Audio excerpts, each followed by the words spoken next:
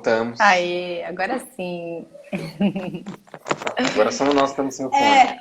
então vamos lá. Fico atrapalhado. Tranquilo, tranquilo. Estão me ouvindo? Todo mundo? Estamos sim, Super bem. perfeito. Então tá ótimo. Então, vamos lá. Então, boa noite para quem já está aí. Quem for entrando vai se... Deixa só eu marcar o, o tema da live aqui. Deixa fixado. Oi, Dani. Oi, Thaís. E já começa. Aymara. Tô só de olho aqui. Irineu.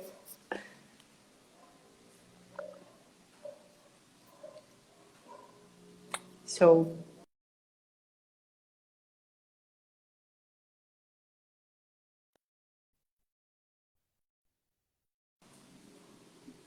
Dani, Não, deu uma travadinha vocês, pessoal. É que a gente está tentando fixar o tema da live aqui. Eu vi o Não tema vai dar, passando eu vou- assim, ó. Não fixou de novo. Outro dia a gente tentou também, não foi.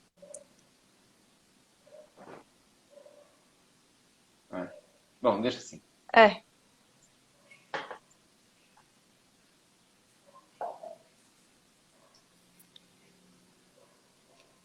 Não tem problema. As pessoas vão entender que a gente É. está falando sobre casco. é. Eu Só espero, começar né? a conversa. Senão, realmente... Vamos lá.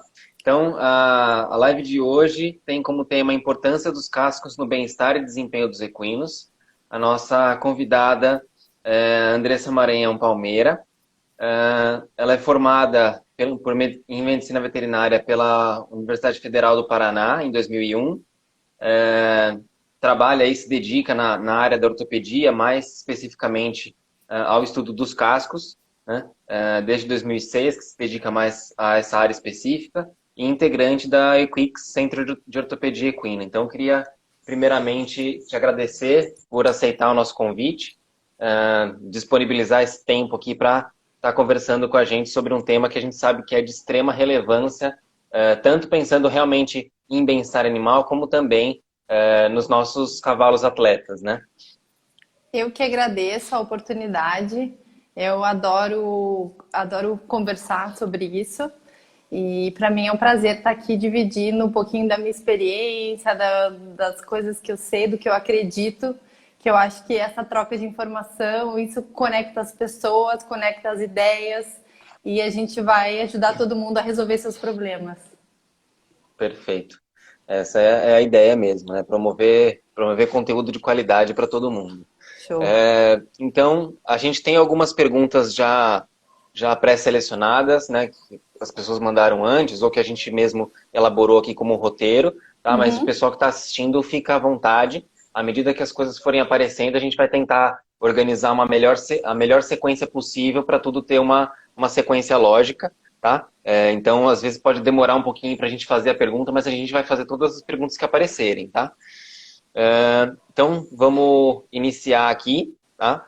Ok. A gente sabe que é bastante comum, principalmente para quem não é, que é do meio do cavalo, mas que não tem uma formação técnica, né, encarar o casco como uma estrutura estática, unicamente de proteção, né? Então, elas enxergam o casco como um todo unicamente como um estojo córneo, né? E a gente sabe que isso não é verdade. Então, eu queria que você comentasse um pouco sobre qual a importância da integridade desse estojo córneo, da integridade da conformação do estojo na biomecânica do movimento, na biomecânica do membro como um todo.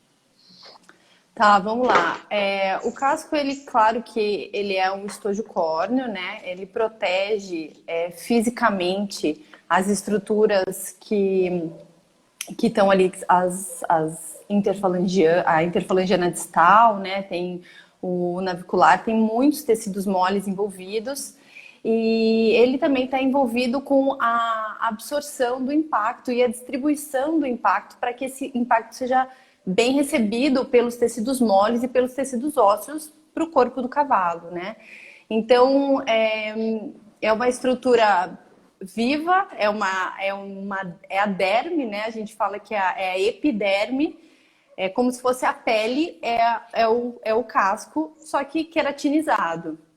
E ele tem uma função, além de proteção, ele tem uma função que ele pode causar alguma alteração biomecânica de acordo com o formato que ele esteja, né? Então, por exemplo, se a gente tem cascos muito achinelados, ele vai poder ter alguma influência na posição do alinhamento falangiano e com isso alterar a biomecânica. Por outro lado, se os cascos estiverem muito encastelados ou desequilibrados médio-lateralmente, eles também podem ter uma influência na mecânica do movimento. Então, essa seria, enfim, a minha resposta para essa pergunta. Uhum. E, assim, justamente devido a essa importância tão grande, né, de influenciar o movimento, influenciar estruturas, principalmente de tecido mole, né, a gente entende o quanto que é importante a gente ter um bom casqueamento desses animais, né, o casco estar em boas condições, em boa conformação. Então, quais são as consequências que as alterações de conformação, talvez você possa detalhar um pouco mais quais as consequências em determinado tecido, né, sobre essas alterações para os cavalos atletas. Então, o que vai provocar o casco achinelado, o que vai provocar o casco encastelado? Então, vamos lá. A primeira coisa, o que a gente procura, né? A gente procura, quando vai casquear um cavalo, é fazer o melhor posicionamento da terceira falange dentro do casco. Quando a gente obtém um posicionamento ideal da terceira falange, a gente tem toda a coluna óssea dos membros bem posicionados. Então, qualquer alteração, qualquer desequilíbrio médio-lateral, excesso de talão, excesso de pinça, um talão medial mais alto que o lateral ou vice-versa, tudo isso vai causar um posicionamento inadequado da terceira falange sobre a sola. Além disso, a gente tem a própria ação da sola, que a sola ela tem uma concavidade, um arco natural, um arco da sola, e ele justamente está lá, né, para fazer esse posicionamento ideal da terceira falange. Quando você tem alterações de arco da sola, você tem também alterações na posição da terceira falange. Então, a gente tem que ter um conhecimento anatômico, entender a posição natural, né? A posição natural da terceira falange, para a gente sempre buscar esse ideal, e aí conseguir entender, fazer a leitura dos cascos de acordo com o posicionamento falangiano. E como que a gente faz isso, né? Aplicando técnicas no casqueamento. Então, quando você vai fazer um casqueamento de um animal, você tem que observar os parâmetros através da sola, tem vários parâmetros na região da ranilha, avaliar aquele arco da sola, avaliar aquele casco como um todo, e aí você consegue tomar as atitudes no casqueamento justamente para promover esse bom posicionamento falangiano. O que eu poderia te explicar, assim, o que é um casco achinelado, né? As pessoas podem perguntar. Os termos bem comuns, assim, casco achinelado, é quando você tem a pinça muito longa com relação ao restante do casco. A gente sempre tem que buscar um equilíbrio, né? E geralmente os cavalos que têm pinças achineladas, a articulação interfalangiana distal, ela fica em extensão.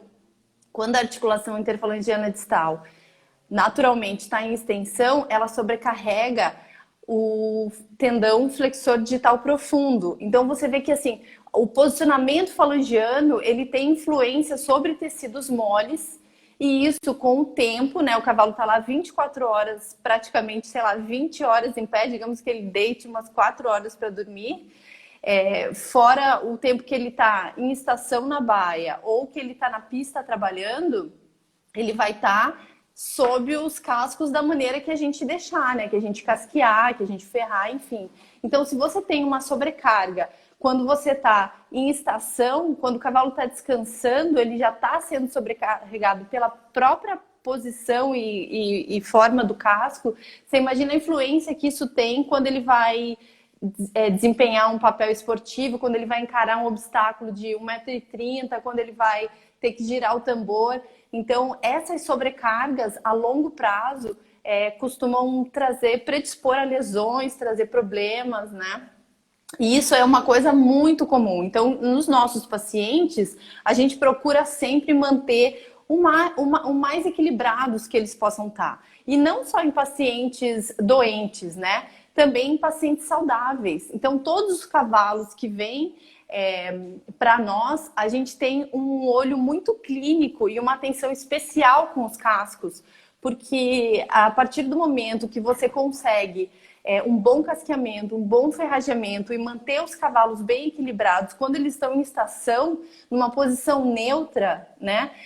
Onde os agonistas e os antagonistas, né? Os flexores e os extensores conseguem ficar sem sobrecarga quando eles estão em repouso, por exemplo, você já está em vantagem daquele cavalo que está desequilibrado na baia, ele não consegue ficar bem parado, bem posicionado, porque você percebe que o cavalo, quando ele não está bem equilibrado nos cascos, proprioceptivamente ele vai buscando uma posição para tentar encontrar uma posição neutra de repouso, né?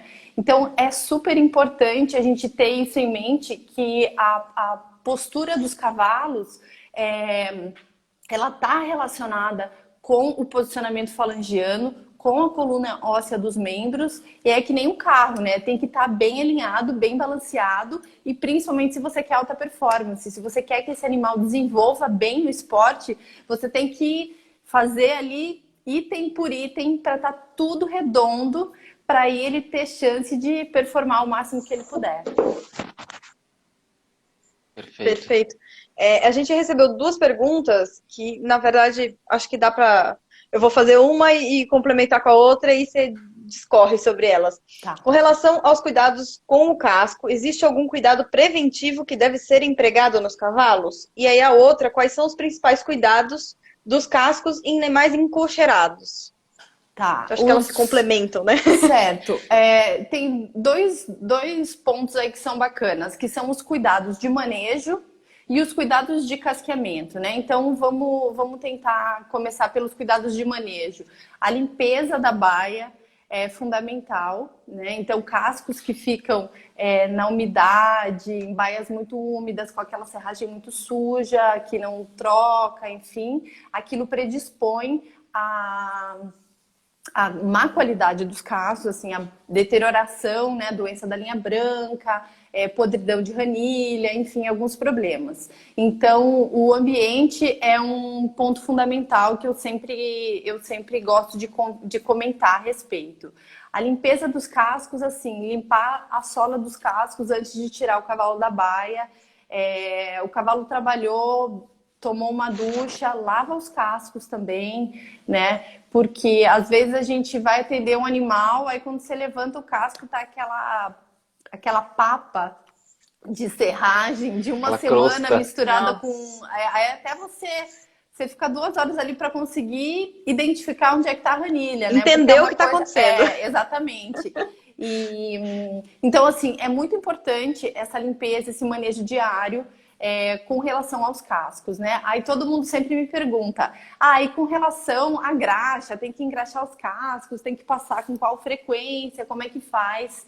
E eu sempre oriento que, assim, a hidratação dos cascos está muito relacionada ao metabolismo em geral. Então, tem relação com a dieta, tem relação com o exercício, tem relação com o metabolismo, tem um fator genético que às vezes tem cavalos que têm cascos super ressecados e que o pai também, o avô também, você às vezes conhece ali a família toda do cavalo que tem problemas de casco. Isso não é incomum, né? A gente encontra com frequência e enfim, então não é só o fator engraxar os cascos.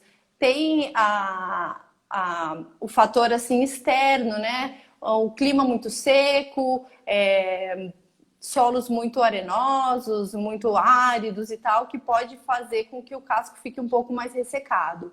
Mas não é um fator único só de engraxar, né? Até tem uma pesquisa foi feita que eu dei uma olhadinha. Tem uma pesquisa de uns australianos que eles separaram 3 grupos de animais em 3 solos diferentes. Então, no desértico, num clima semiárido e numa região bem encharcada.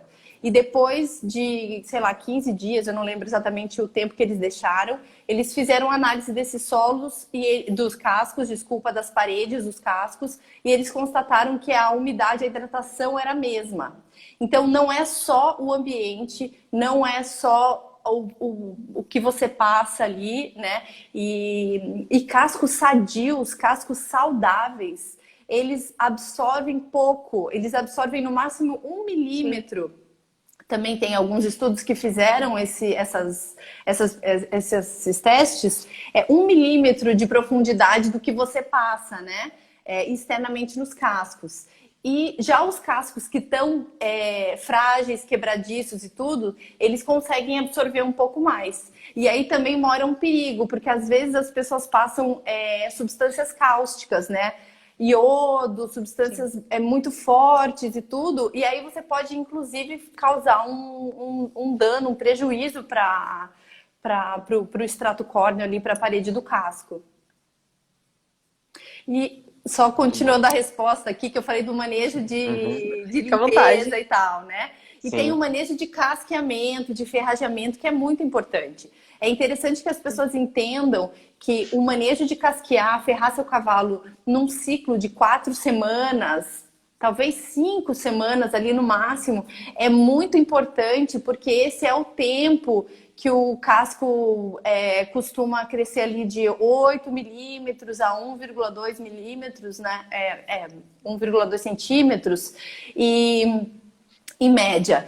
E nesse tempo, a ferradura já começa a ficar um pouco mais solta, os cascos começam a se mover perto nas craveiras. Então, isso também predispõe a quebrar um pouquinho da parede. Então, você fazer o casqueamento obedecendo um ciclo de 4 semanas é bem importante. E também para você corrigir as distorções, porque muitas distorções elas são causadas, assim, a coluna óssea, né? Você já tem aquela distorção que já está instalada naquele casco. Então, todos os meses nos você aprumos tem do cavalo. os aprumos, exatamente. E não só quando você tem desvio de aprumo, você tem cavalos que pisam. Se você tem estatísticas assim, por exemplo, tem cavalos, a maioria dos cavalos pisam lateral medial, né? Primeiro lateral, depois medial. E a maioria ainda é talão medial, talão lateral, depois o resto do casco. E nem todos os cavalos são assim. Então tem cavalos que pisam com o casco achatado, né? Flat.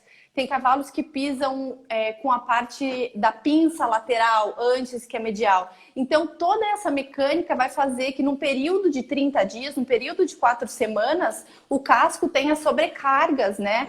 Mais medial ou lateral, e isso vai se adaptando com o crescimento. Então, toda vez que você vai fazer o casqueamento, você retoma o equilíbrio, você retoma o bom posicionamento, para que no próximo mês, com movimento, exercício, às vezes você tem alguma lesão, alguma postura antiálgica que o cavalo adota, e aí o casco também responde crescendo, se ele menos apoio, se ele tem uma lesão, sei lá, de ramo medial, do ligamento suspensor. Então ele vai colocar menos apoio naquele lado, ele não vai pisar como ele pisa normalmente, porque ele está lesionado. Então, provavelmente, aquele talão medial pode crescer mais naquele mês. E então, quando você termina o ciclo, você vai, equilibra de novo. E assim a gente faz a manutenção dos cavalos, tanto sadios quanto dos cavalos com problemas e lesões. Uhum. A gente já tem uma resposta, uma pergunta, desculpa, direcionada a esse contexto de cuidados com os cascos, né? A gente acabou até comentando aqui que é muito mais um termo de saúde geral, mas só para a gente frisar e deixar claro aqui, né, o que passar para hidratar corretamente os cascos de forma a proporcionar uma boa saúde aos cascos. Tem alguma coisa que você indica? Tem várias graxas, né, comerciais. Eu sempre falo que é importante, quando às vezes o proprietário fala, ai, doutora, eu comprei a graxa e tal, e não gostei, não funcionou. Aí quando eu chego na propriedade, tá lá dentro do armário, fechada, lacrada, ou quase não foi usada. Então, a primeira coisa é que tem que usar o produto, né? Não, é super comum isso. Então, o fato de você utilizar já é número 1, né? Já sai ganhando. Com relação aos produtos, tem vários produtos que são bacanas, né? Tem o sebo de carneiro, que tem muitas pessoas que gostam, que usam, mas tem outras graxas também comerciais, com alguns outros elementos, cravo da Índia, mel, própolis, tem várias, enfim, tem aí uma enormidade de marcas e de produtos, né? Então é importante usar, não precisa usar todo dia, né? Os cascos, geralmente, se os cascos estão saudáveis, eu recomendo que use de 2 vezes por semana, engraxar. Outra coisa que não é para engraxar só na parede dorsal do casco, né? Você pode passar na sola e na ranilha, desde que estejam limpas. Sim. É muito importante essa parte também. Não adianta só passar assim para ficar bonito e brilhante, né? Porque a gente está pensando na saúde dos cascos. Sim, perfeito. Tem uma pergunta aqui: o equilíbrio dinâmico do casco é mais importante que o equilíbrio estático do casco? As duas coisas são importantes. Como a gente comentou, os cavalos ficam 20 horas praticamente em pé, em estação. E esse equilíbrio estático, ele é muito importante. Se a gente conseguir que o cavalo fique em repouso, numa postura neutra, sem sobrecarregar nenhuma estrutura, nem flexores, nem extensores, nem sobrecarregar nenhuma musculatura e também sem sobrecarregar ligamentos colaterais, mediais, laterais, enfim. Você já sai ganhando, você já tem um repouso, um descanso para esse teu cavalo quando ele está lá fazendo nada, né? E um equilíbrio dinâmico, o que seria? A influência que teria quando ele está em movimento. A nossa linha de pensamento, assim, né? Primeiro que não tem receita de bolo, não tem padrão. Não tem, a gente parte do princípio que não tem uma resposta certa, né? Tem várias maneiras de marcar o gol. Então, assim, o que eu estou dividindo é a maneira que eu gosto de ver. Eu não gosto de encontrar uma padronização. Eu não procuro um casco padrão, um modelo padrão. Eu acho que isso foi algo que a gente já passou dessa era de padronizar, né? Então, a gente procura individualizar, conhecer cada casco, estudar ali, a gente vai casquear cada casco com seus parâmetros, com sua estrutura. Então, tem um cavalo que... o cavalo de adestramento, às vezes é comum que rema um pouco com o membro anterior, ou que ergue um membro mais do que o outro, o carpo sobe mais do que o outro, né? Então, essas diferenças mecânicas, dinâmicas, elas podem ter influências depois no casco também, porque o movimento é diferente. Então, a gente tem que saber fazer uma leitura, uma avaliação da influência do movimento desse animal, né? Para poder julgar se tem alguma coisa que a gente possa fazer no casqueamento e no ferrageamento para ajudar, né? Para evoluir. Agora, o que eu realmente gosto e dou importância é para que o cavalo ele esteja bem equilibrado, e a minha avaliação ela é estática e dinâmica. Então, a gente avalia o cavalo andando, avalia assim, como que ele se move, claro, se tem algum tipo de claudicação ou não. como que é a pisada. Ah, não, ele pisa lateral, medial, mas ele tá com a parede medial muito mais alta que a lateral. Então, é lógico que ele vai pisar com uma antes que a outra. Então, isso tudo a gente tem que avaliar para a gente conseguir um bom resultado na hora de trabalhar com ferradura. Tá ótimo. E a gente tem uma pergunta aqui que, na verdade, acabou de aparecer.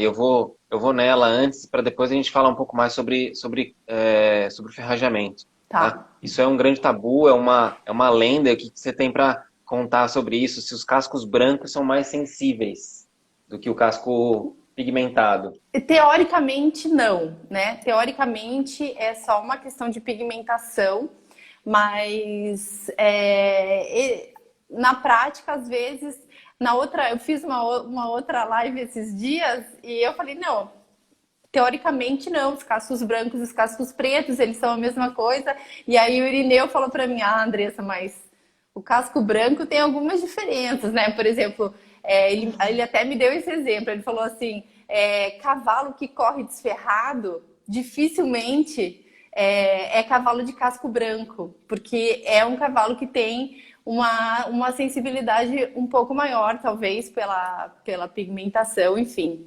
Mas, teoricamente, os cascos têm a mesma composição e é só uma questão de pigmentação. E tem pessoas que notam essa diferença. Eu achei que foi Quando ele fez esse comentário para mim, eu falei assim, realmente é relevante, porque ele tem mais experiência nos cavalos de corrida, principalmente cavalos que aumentam o rendimento quando correm desferrados, né? E daí, quando ele me falou isso, eu falei assim, faz sentido, né? Pode ter alguma diferença. Sim, a gente não sabe muito bem, talvez, explicar cientificamente, mas existe alguma Cientificamente diferença. não tem, né? Cientificamente não tem, mas a gente sabe ali na vida real que às vezes tem alguma coisa ali que... Mas o cuidado é o mesmo. O cuidado é o mesmo. Quando eu vou atender um cavalo que tem um cavalo branco, casco rajado, eu tomo os mesmos cuidados, as mesmas orientações. Tá ótimo. E assim, a gente está falando justamente da importância da sanidade dos cascos no desempenho e até mesmo na sanidade do sistema locomotor como um todo, né? E isso, obviamente, está muito ligado à forma como o cavalo é ferrado e é casqueado, né? Queria que você comentasse um pouquinho da importância de buscar sempre profissionais qualificados no sentido técnico da palavra, né? Para executar esse tipo de serviço, porque no Brasil é muito comum a gente ter uma tradição de ferradores. Então, o meu pai foi ferrador e ele me ensinou a ferrar, né? Então, não existe para a grande maioria dos ferradores, não existe um preparo técnico. Muitos, na verdade, hoje em dia já são preparados, né? E tem curso e tem aulas. Isso tem mudado, né? Assim. Né? Tá noção mudando, de anatomia, de biomecânica, né? Uhum. Mas a gente ainda tem Sim. isso muito difundido, meu pai foi ferrador, ele me ensinou a ferrar, então eu sei ferrar, e isso vai se propagando, né?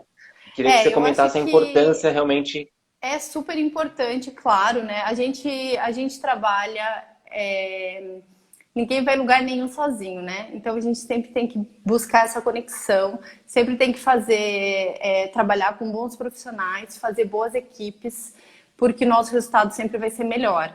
Então, é claro que existem ferradores que têm muita habilidade, têm muito talento e às vezes não tem tanto conhecimento técnico, né? Mas isso está mudando, isso está melhorando. Eu procuro sempre passar o máximo de informação para quem estiver disposto a receber, né? Então, trabalho com N ferradores e a gente tem um relacionamento bacana.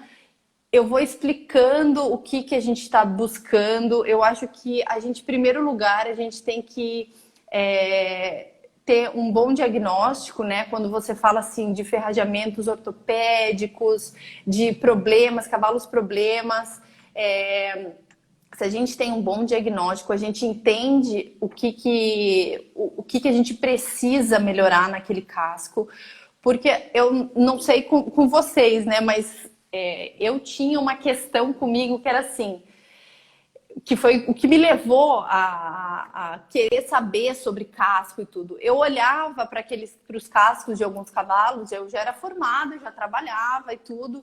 Eu ia acompanhar alguns ferradores, alguns pacientes que o veterinário que eu trabalhava na época, ele falava vai acompanhar tal cavalo lá que vai ser ferrado, cavalo importante, nanana. Eu olhava e falava assim, eu sei que isso aqui não me parece certo, mas eu também não tenho a menor ideia do que eu preciso fazer para mudar, entendeu? Então, como que eu vou falar, como que eu vou trocar ideia com o ferrador se eu nem... Eu posso até saber, eu posso até achar que aquilo ali não tá bom, mas o que eu preciso, por onde que eu começo, né? E aí,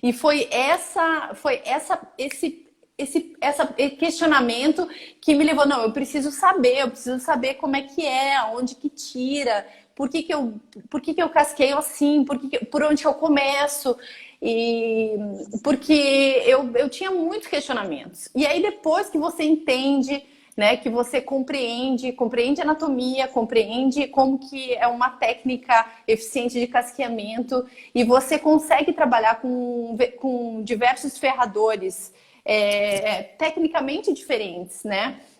Mas você consegue se expressar e os resultados aparecem, aí parece que a fala fica muito mais, assim, o diálogo fica muito mais fácil, né? Hoje em dia a gente sempre procura, claro, instruir, fazer com que as pessoas busquem informação, né?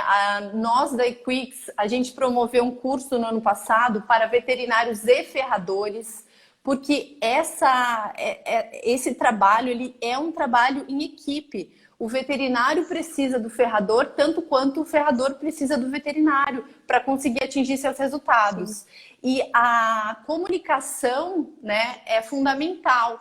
Então, tem muita gente que fala, né, se der errado é culpa do ferrador. Se mancar é culpa do ferrador. Aí o ferrador já fica lá, poxa vida, mas eu tô fazendo. E às vezes tem veterinários que falam para o ferrador fazer uma coisa e que o ferrador ele pode até não saber tecnicamente o que ele está fazendo, mas ele sabe que aquilo ali não vai dar certo. E aí já cria aquele clima, entendeu? Então, assim, quanto mais informação a gente tiver, quanto melhor for a comunicação, eu acho que é muito importante que a gente tenha o mesmo vocabulário. Assim, então, por exemplo, quando você vai conversar com um ferrador que entende alguns termos técnicos, alguns termos anatômicos, que compreende os ligamentos que você tá conversando. Então, claro que isso ajuda, facilita na nossa conversa, nas nossas conclusões, né? E mais uma vez eu vou falar, sair daquela padronização, assim, todo cavalo tem que ser desse jeito, todos os cascos têm que ter tantos graus. Isso é uma coisa que ficou lá para trás, né? Hoje em dia a gente já faz uma leitura diferente dos cascos, uma conversa diferente com os ferradores. A gente sempre troca ideia, porque vai ter informação que os ferradores vão trazer pra gente que é super rica. Às vezes você pega um cavalo pela primeira vez e aquele ferrador já ferra ele há, sei lá, 3 temporadas. Então, ele já tem uma experiência e isso é muito valioso, né? Então, assim, essa troca, esse trabalho em conjunto, isso é fundamental, não dá para ser diferente, sabe? A gente não pode, se você tiver um veterinário que não gosta do ferrador ou um ferrador que não gosta do veterinário, provavelmente o teu resultado não vai ser o melhor que você poderia ter. Errado. Sim, uma coisa que a gente sempre comenta nos nossos cursos é exatamente isso. Todo tipo de tratamento é um trabalho em equipe.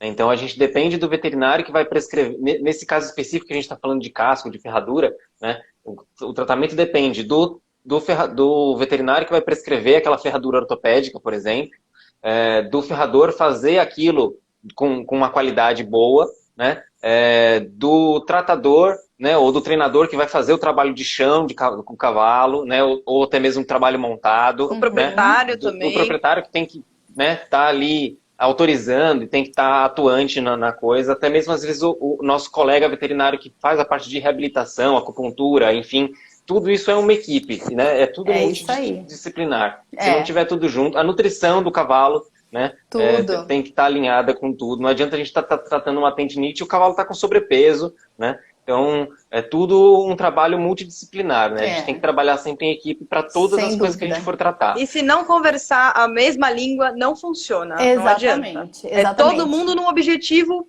principal, que é tratar daquele animal. Tem que estar todo mundo alinhado, tem que estar todo mundo na mesma vibe, tem que estar todo mundo buscando o mesmo sonho, entendeu? Então, realmente, isso tem tudo a ver. É o proprietário que está depositando aquela expectativa, que está investindo junto com todos os profissionais envolvidos. É o treinador que sente na pele ali, que tem o feeling, que fala, eu acho que não está bom ainda. Tá melhorando, tá piorando. Ou que está com aquela sede, com aquela vontade de voltar. É todo mundo, né? Sozinho você até consegue ir mais rápido, mas em equipe, com certeza, você consegue ir mais longe. Com certeza. Sim. Recebemos uma pergunta aqui. Ferraduras emborrachadas proporcionam boa proteção no impacto? Ferraduras todas de borracha, eu não tenho experiência para poder te dar essa resposta. Uma coisa assim, a borracha, claro que ela absorve muito mais impacto do que o ferro, né? Então, o que muda é a vibração. Eu não tenho experiências em cavalo de esporte com ferraduras todas de borracha. Eu até sei que existem, assim, tem alguns modelos nos Estados Unidos. Aqui no Brasil eu não tive experiência, assim, não posso falar a respeito, né? Agora, assim, o que eu posso adicionar é, por exemplo, se você coloca uma palmilha, né? Tem palmilhas de vários, como é que fala? Densidades, né? De várias densidades, enfim. Existem palmilhas de couro, e isso tudo faz o quê? Faz diminuir um pouquinho a vibração do ferro a cada batida, né? No impacto. Então, se diminui a vibração entre as lâminas e ajuda a distribuir a força no membro do cavalo. Por exemplo, né, o que eu gosto muito é da utilização de silicone na sola dos cascos, que também ajuda a dissipar essa força e a dividir as forças por toda a sola, por todo o casco. Então, eu não posso te dar assim eu realmente não tenho experiência com ferraduras todas emborrachadas. Beleza. A gente teve também uma pergunta, acredito que mais voltada a manejo, né? Dos cavalos que são criados em sistema extensivo, que são montados com pouca frequência, né? Se o desgaste acaba se equilibrando com o crescimento, acredito que a pessoa está, na verdade, querendo... o ponto final que ela quer chegar é se a gente precisa realmente do casqueamento na mesma frequência ou não. Acredito que seja isso que a pessoa está querendo chegar.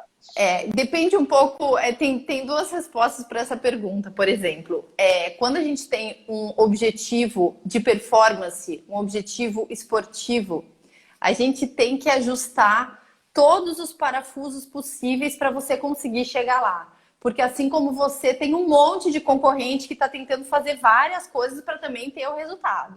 Então, se você tem um objetivo esportivo, eu recomendo religiosamente um ciclo de 4 semanas, tá? Tem cavalos que ficam soltos e só trabalham, né? Só vem para a pista, escova, trabalha e volta para o piquete. Tem cavalos que não ficam necessariamente em baias o tempo todo, mas se tem objetivo esportivo, é ideal que você, porque não é só o desgaste do casco, né? Tem as distorções que você consegue corrigir, as distorções dos cascos que você consegue corrigir para melhorar aquela mecânica, para melhorar a biomecânica do membro, né, das articulações. Então, é interessante que você sempre vá e faça aquela manutenção, a correção, o equilíbrio do que for preciso. Agora, se é um cavalo de passeio, que você tem um objetivo de lazer, o cavalo fica lá solto, não tem muito, sabe? Eu não tenho assim um compromisso de competição e tudo. Aí seria um objetivo de você equilibrar aquele cavalo para que ele tenha uma longevidade maior, né? Para que ele consiga viver o mais são possível por maior tempo possível. E sim, se ele está solto e provavelmente se ele estiver desferrado, ele vai ter um desgaste natural dos cascos maior, né? Então, talvez você consiga esperar ali umas 6, 7 semanas para fazer só essa manutenção. Se o cavalo está com ferradura, o que acontece? Com 4, 5 semanas, aquelas ferraduras com o crescimento do casco, ela já não tem a mesma firmeza no casco. Então começa a perder ferradura, afrouxar, quebrar casco. E aí é ruim para qualquer objetivo, tanto para lazer quanto para o esporte, né? Porque aí você vai ter a qualidade ruim dos cascos. E às vezes as pessoas falam, ai, doutora, mas será que eu preciso ferrar? Eu nem usei o cavalo o mês inteiro, só choveu. O cara só sai de final de semana na charrete, aí todos os finais de semana daquele mês choveu, ele não saiu, ele não usou o cavalo nem um dia, aí ele acha que dá para ficar mais um mês sem ferrar. Né? Então não é pelo fato de você ter usado ou não, é que se você quer equilibrar os cascos, se você quer manter o melhor posicionamento, o melhor casqueamento, o melhor ferrajamento, aí você tem que fazer isso independente se você andou ou não, se você saiu ou não, se choveu ou não. Aí é uma questão de objetivo. A gente pode fazer uma comparação com o nosso carro que a gente usa no dia a dia, que às vezes a gente pode até dar uma relaxada com relação à manutenção, e o carro de corrida, o carro de Fórmula 1. Tem que estar com cada parafuso perfeitamente apertado, porque todas as outras equipes, né, todos os seus competidores estão com todos os parafusos muito bem apertados. Então você vai perder desempenho, você vai sair um passo atrás dos outros, né? Então é aquele negócio, né? O cavalo que é puramente de passeio, muitas vezes a gente tem até uma tolerância maior de tempo de casqueamento e tudo mais, mas no cavalo de alto desempenho não pode furar, né? A gente tem que sempre buscar o mais próximo do ideal possível. Exatamente. E como é uma coisa que é tão básica, se você falasse assim, mas é um medicamento super caro, é um manejo tão básico, é uma coisa que, se você for ver em todos os custos que o proprietário vai ter para manter um cavalo de alta performance, o ferrador a cada 30 dias, ele tem que estar lá no topo da lista. Porque o custo-benefício é muito... sabe, o custo para o benefício, for fazer essa balança, não tem por que ele perder 2 semanas, deixar de atrasar o ferrajamento 2 semanas para economizar nada e predispor o cavalo a ter uma lesão. Porque ele não vai estar pisando tão bem, ele não vai estar funcionando tão redondo. Então, eu acho que tem economias e economias, né? Eu acho que o ferrajamento é um investimento. Você fazer um bom casqueamento, um bom ferrajamento, é um investimento para você ter aquele cavalo mais saudável por mais tempo. E até porque o cavalo mal casqueado ou desequilibrado, ele vai perder desempenho, então você está perdendo dinheiro nisso, né? Se você tem esse desempenho esportivo para, de repente, ter um retorno de renda com o cavalo, você não vai conseguir. E se esses desbalanços, esses desequilíbrios provocarem uma lesão, aí sim você vai gastar muito, né? Exatamente. Não, uma lesão, por exemplo, um cavalo 4 meses parado na cocheira por uma lesão já é um prejuízo muito maior. De tempo, exatamente, de expectativa, sabe? De programação, de competições que as pessoas queriam participar e que acabam não podendo. Então, tem muita coisa envolvida. Eu acho que tem que estar no topo da lista mesmo lá. Paulinha. Sem dúvida. Mais uma pergunta, qual a sua opinião sobre ferragem a quente? Tem muita gente falando da ferragem a quente, então Ok. o que que você acha sobre? Eu acho que a ferragem a quente, ela é muito utilizada, ela deixa a ferradura muito bem posta, né? Muito bem encaixada com o casco.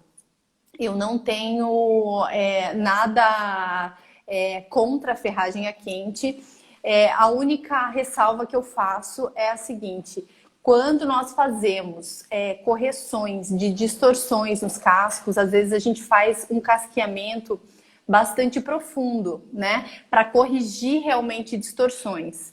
O casqueamento que a gente utiliza, né, procurando obter uma espessura uniforme de sola, desde a pinça até os talões, quando eu tenho um casco com muitas distorções, com alguns problemas, e eu quero realmente corrigir, eu vou buscar parâmetros bem profundos de arco de sola, de parede, enfim. Então, o meu casqueamento acaba sendo um casqueamento bem, como é que eu vou falar? Milimétrico. E quando você vai colocar a ferradura quente, ela faz ela vai comer o casco ali, né? Porque ela dá uma cauterizada. E eu tenho que ter excesso de sola, eu tenho que ter casco para poder sofrer isso. Então, se eu faço um casqueamento para corrigir distorções, eu vou a fundo nisso, eu peço para não ferrar quente e fazer uma boa ferradura, com uma boa justura, se o ferrador for bem habilidoso na bigorna, fica perfeitamente coaptado no casco a ferradura e não precisa queimar, né? Não precisa fazer essa cauterização. Porque eu já enfrentei problemas de queimadura de córium, né? De lâminas, e é bem difícil, assim, semanas parado, faz edema, bem complicado. Então tem que ter esse bom senso de você saber que você tem que ter sola extra para você queimar, sabendo ali como manejar. Tá, ok. A gente tem também uma Eu tô pergunta... vendo aqui só uma observação aqui, que o Guilherme falou que os vasos são internos e não superficiais. Se fosse assim, não poderia nem casquear. Eu realmente tiro todo o excesso de sola, né? Quando a gente vai casquear, a gente faz um casqueamento bem para fazer uma leitura perfeita da sola, do arco da sola, do suco da ranilha. Então, eu retiro todo o excesso de sola e aí eu fico mais próxima do córium, né? Do córium solear. E por isso que eu falo, e ali eu tô mais próxima dos vasos. Então, se eu não tiver esses 2, 3 milímetros ali de excesso de sola ou de sola extra, para realmente você poder cauterizar, não é uma questão de nem casquear. Pelo contrário, eu sou uma adepta de casquear, de ter um casco bem limpo, tirar todo o excesso de sola, para você poder fazer a melhor leitura do casco. Tá, ok. E qual que é a sua experiência de cavalos sem ferradura, mesmo os cavalos de esporte, né, quando a gente substitui as ferraduras para aquelas botas comerciais? Botas comerciais, eu não tenho experiência de cavalos que praticam esporte com botas comerciais. Agora, cavalos que praticam esporte sem ferradura, eu tenho experiência e pode ser muito legal, porque você tem uma propriocepção muito maior, né, dos cavalos. A partir do momento que você coloca um ferro lá nos cascos, você diminui a parte proprioceptiva, você diminui um pouco às vezes o contato ali da ranilha, né, que é proprioceptiva do próprio do solo. Então, os cavalos que são treinados, desferrados, eles podem até apresentar uma vantagem por essa maior propriocepção.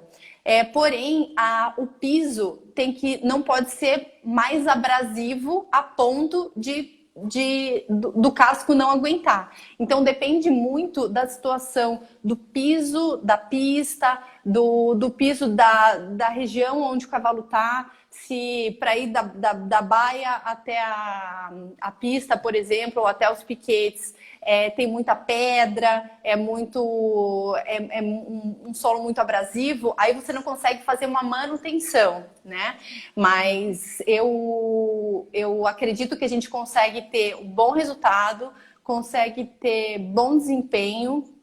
Tem várias linhas de barefoot horses, né? Que são os cavalos que treinam e trabalham e vivem desferrados e que são muito bem sucedidos, mas tem esses poréns. E outra coisa é que você tem que preparar o casco. Não adianta você assim falar assim, eu vou deixar, amanhã eu vou tirar as ferraduras e agora o meu cavalo vai ser um barefoot horse. Você tem que preparar, você tem que cuidar daquele casco, você tem que ter alguns cuidados específicos e, inclusive, passa por uma adaptação de alguns meses até esse casco ele tá bem adaptado para ter uma vida saudável sem ferradura.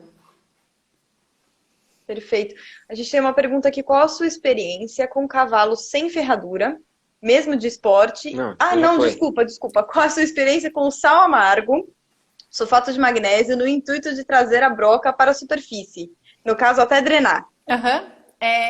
Boa pergunta.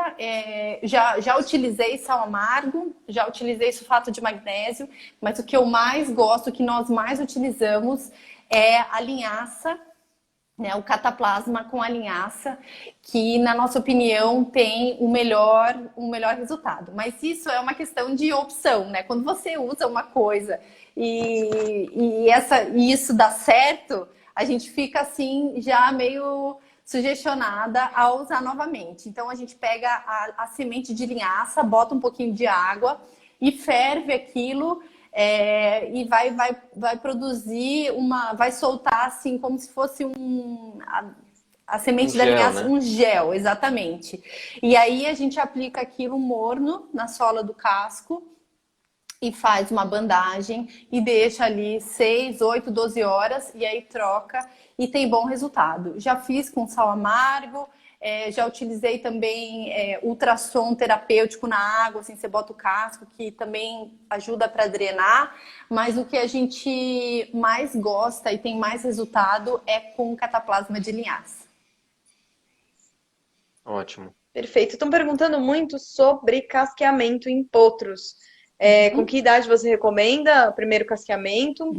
Recém-nascidos, como que é feito isso? A gente depende se o potro nasceu e ele não tem problemas de desvios angulares, desvios flexurais, enfim, a gente recomenda a partir dos 30 dias, né?